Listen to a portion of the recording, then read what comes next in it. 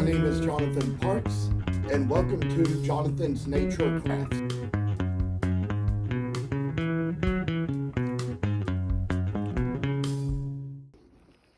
Now we come onto part 2 of this series, and there's just a little bit more I'm going to show as far as how we come along with the carving. And in between videos I worked on the tail of this other cardinal, and it's a good idea to work on 2 at once because I was able to take the lines that I drew into this one for the beak and the head and copy them to this one that I've already carved the head out of. And I might even go ahead and do another little carving on the head of this one, just to kind of make a little demonstration afterwards of what we do and how we do it when we come to the next part. And you see that there's just a lot of extra cross-grained wood around here.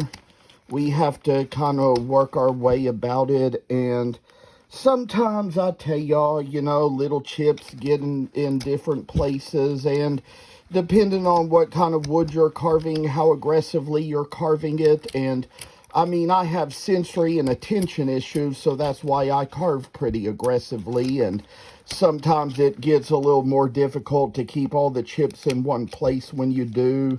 So that's one thing where here, work on this. And if you see a little thing that's kind of happened at the top there, that's just one of the places where with this cross grain in the wood, you have to be a little more careful and cautious. And it's interesting how with such a project that requires such work and skill, I am doing this as my first project under the new setting. So that is what you all see that's done here. And with all the extra time and work that goes right into a piece, we just kind of put a little faith and effort into what we have and what we do and what we've done. And I say that this is just kind of the little extra work that comes into the little project as we roll along with it. So we're going to come back up here and make the same little cuts around here closer to the beak area like we did on the other one. And probably this time around with this one, we might even come a little bit more closer to the center with the head and the face and make the cardinal so it's just going to be a cute little adorable figure. People have loved the ones I've already made as I kind of shared them in Messenger and in Instagram messages and all. But as for how this comes along, cardinals are a really popular bird around Kentucky and in the state of Kentucky, and probably in most states where they are the state bird. And there are several states where it's the state bird. I've looked them all up. I can't remember them all exactly right off right now, but I'd say that there's just a lot of them that have it, and there are states that have the robin as their state bird, and I've carved a couple big ones of those from some pieces of walnut. And there's little interesting things to learn and to know about the different kinds of birds and the different kinds of wood. So with all this being said, we're coming up now to take a little place where we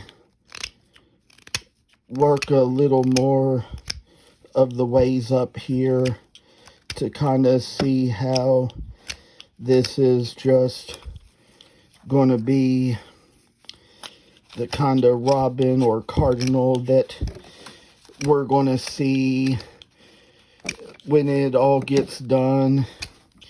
I've even just kind of made a little interesting image out of the picture of the ones that I've already finished carving that is the thumbnail of this video and this series. So you're gonna probably see that when I put out the video. And I say with all this time, we're getting down to the very middle of the face.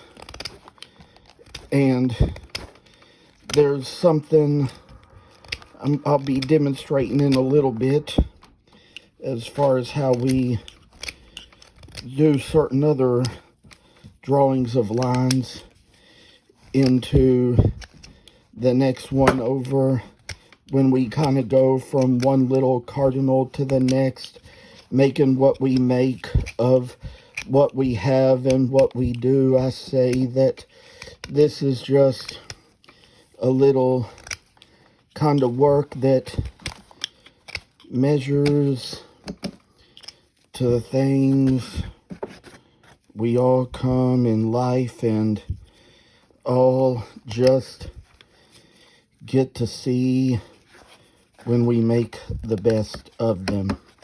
Like they say, the happiest people don't have the best of everything. They just make the best of everything. And that's kind of how life comes along and how it goes with us, just to make us all see a little happy place where we come into a good state with things and see how this interesting little cardinal shell work a little way out of the best way we do.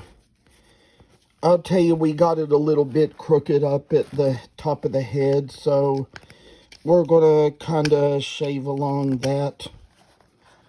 Make it so it'll stand a little firmer and kind of do a little, and I say, it's just kind of like how we work along, make something so it's going to be a big standout, I say. And